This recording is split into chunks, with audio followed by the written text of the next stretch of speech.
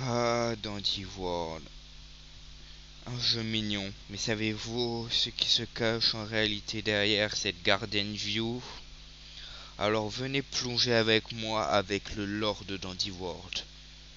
Je vais vous expliquer tout le lore. Mais d'ailleurs, je remercie Majak parce que elle m'a quand même motivé et aidé à faire la vidéo. Merci. Alors, au début du jeu, tout commence. On doit choisir entre Boxten et Poppy. Poppy est celle qui te donne un boost de vitesse dès que tu prends un dégât. Et Boxten, genre, c'est le gars qui t'aide à faire les machines plus vite. Et ces deux sont quasiment pareils, sauf que Boxten extrait plus vite. Et Poppy est fait pour survivre. Du coup, généralement, tout le monde dit qu'on devrait la prendre. Mais si je vous dis que Boxten est meilleur, bah il est meilleur, voilà. Bon bref, on n'est pas là pour faire un débat là-dessus. Mais Boxten est bien pour faire les machines, et Poppy est bien pour survivre.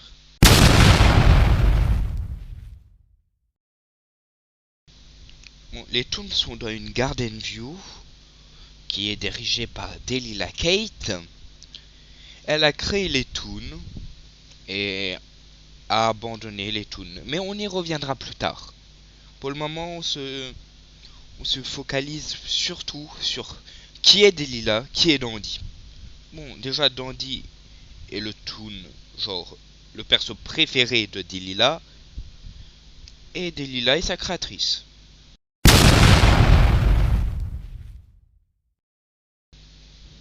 Alors, Dandy est le personnage central de Dandy World. C'est une fleur souriante, colorée, qui se présente comme joyeux, accueillant et bienveillant. Au premier abord, il ressemble à une mascotte faite pour rassurer les enfants, mais très vite, on se rend compte que sa façade joyeuse, il agit, il agit pas par lui-même. Voici les trois, les trois trucs de sa façade joyeuse. En fait, il agit comme un animateur.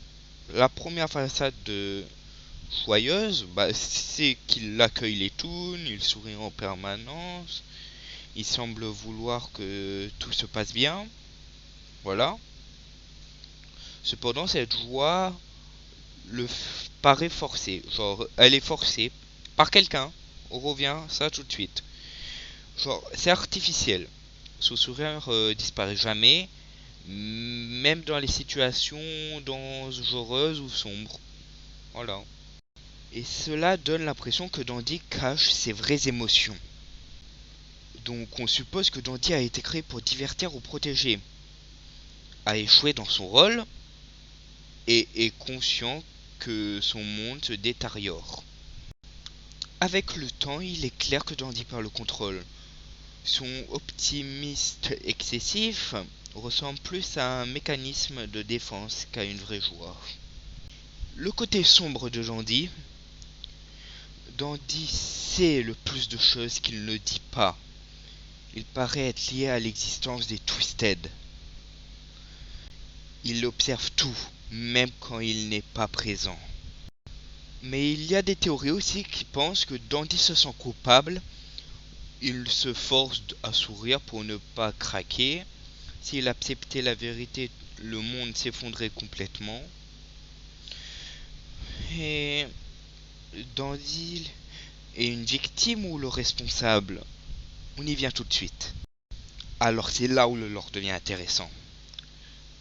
La victime, de petits points, Dandy aurait été programmé pour être parfait, sans jamais pouvoir exprimer la peur ou la tristesse. Et là où il se sent responsable, de petits points, il pourrait avoir fait des choix qui ont mené au chaos actuel. Ouais, ça choque. Malheureusement, le jeu ne donne pas de réponse claire, ce qui rend le personnage encore plus troublant. En résumé, Dandy est une mascotte joyeuse en apparence, un personnage profondément tragique, un symbole de joie forcée et de déni. Le cœur émotionnel est peut-être le problème de Dandy World.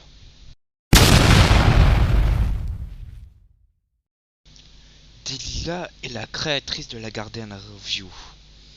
Elle est très posée, elle dégage une expression de contrôle, d'intelligence et de perfection, presque intimidante. Là où Dandy est une joie forcée, Delilah est calme et rédigée.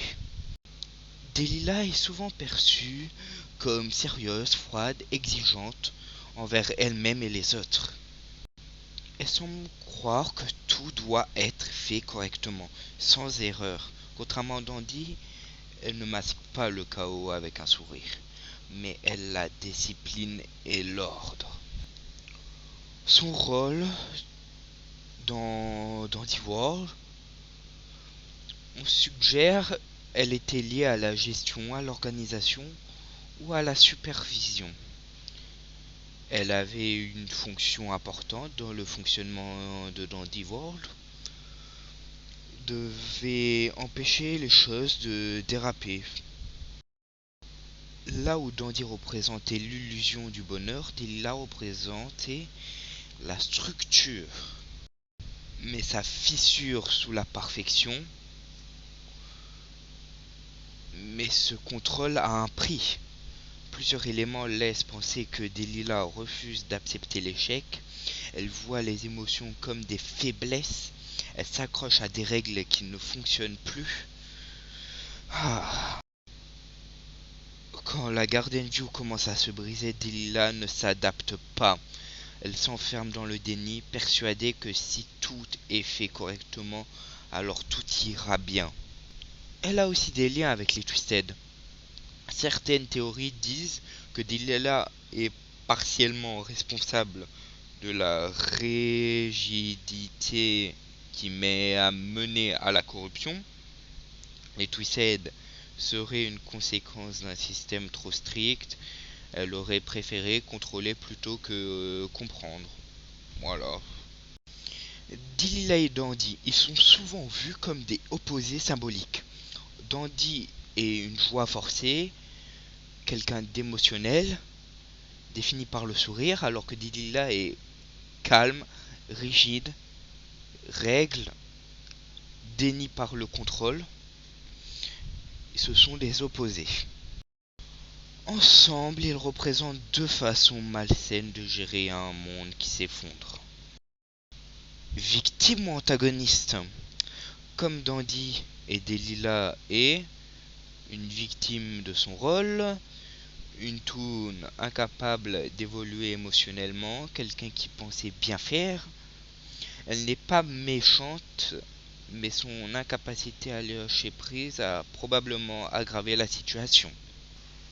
En résumé, Delilah Kate est l'incarnation de la perfection toxique. Une figure d'autorité qui a refusé d'admettre l'échec. Un personnage tragique, prisonnier de ses propres règles. Un pilier du lore de Dandy World. Ok, maintenant qu'on connaît le lore de Dandy et de Delilah, on peut attaquer le lore avec Arthur et les Toon Handlers. Êtes-vous prêts? Partie 5.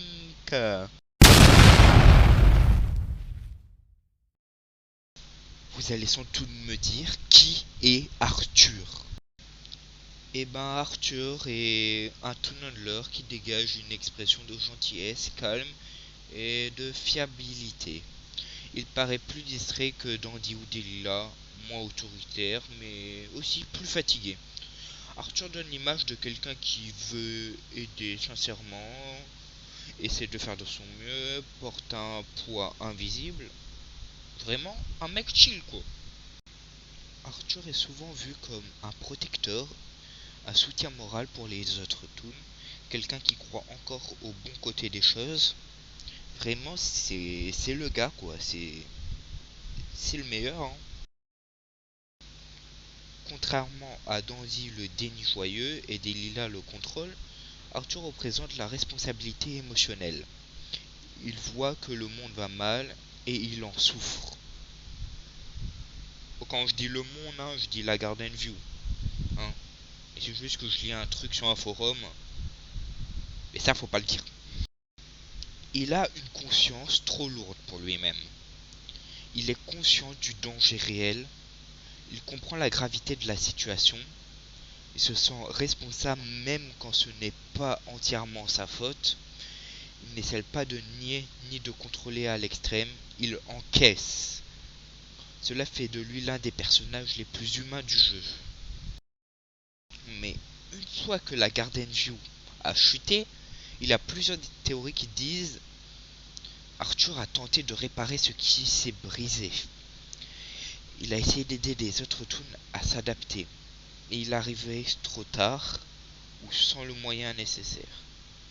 Son échec n'est pas vraiment dû à la malveillance, mais la impuissance, quoi. Bon, lui aussi, il a des liens avec les Twisted.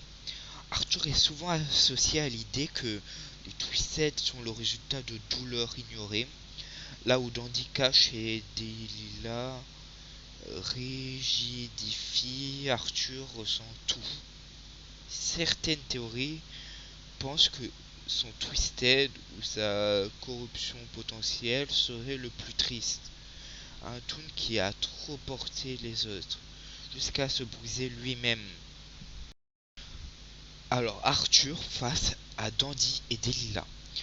Arthur est souvent vu comme le juste milieu. Dandy fuit la vérité. Delilah la verrouille. Arthur l'accepte, mais s'en détruit. Il représente la culpabilité, le poids de vouloir sauver tout le monde. En résumé, Arthur est le toon de la compassion, une figure tragique de l'échec sincère, quelqu'un qui a vu la fin arriver, un personnage clé pour comprendre le côté émotionnel de Dandy Ward. Voilà, il est cool, voilà, il est cool.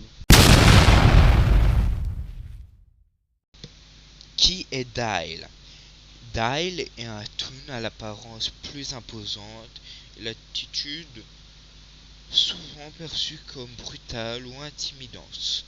Au premier regard, il semble être le dur du groupe, quelqu'un de peu expressif et parfois agressif, mais comme beaucoup de personnages de Dandy World, les apparences sont parfois trompeuses. Il a une carapace avant tout. Dyle est généralement interprété comme quelqu'un de très protecteur, peu à l'aise avec les émotions, qui exprime tout par l'action plutôt que par les mots. Il n'est pas cruel, il est maladroit émotionnellement. Sa dureté est une armure. Il cache sa peur derrière la colère. Alors le lore suggère que Dyle a peur de perdre le contrôle. Il déteste se sentir inutile. Il réagit par la colère quand il ne comprend pas ce qui se passe. Contrairement à Arthur qui encaisse la douleur, Dyle la repousse violemment. Sa colère est souvent liée à l'impuissance. Dyle est la chute de la Garden View. Vous connaissez la chanson. Quand la Garden View commence à se dégrader, Dyle tente de protéger par la force. Il affronte les dangers au lieu de les éviter. Il refuse d'admettre que certaines choses ne peuvent pas être combattues. Cela le met en conflit impliqué avec Dandy qui minimise, Delilah qui contrôle, Arthur qui compatit, et les liens avec les Twisted. Beaucoup de théories pensent que Dyle est très proche de basculer. Son Twisted sera une version de lui totalement dominée par la rage, ce qui est vrai d'ailleurs. Sa transformation viendra du fait qu'il n'a jamais appris à exprimer la peur autrement.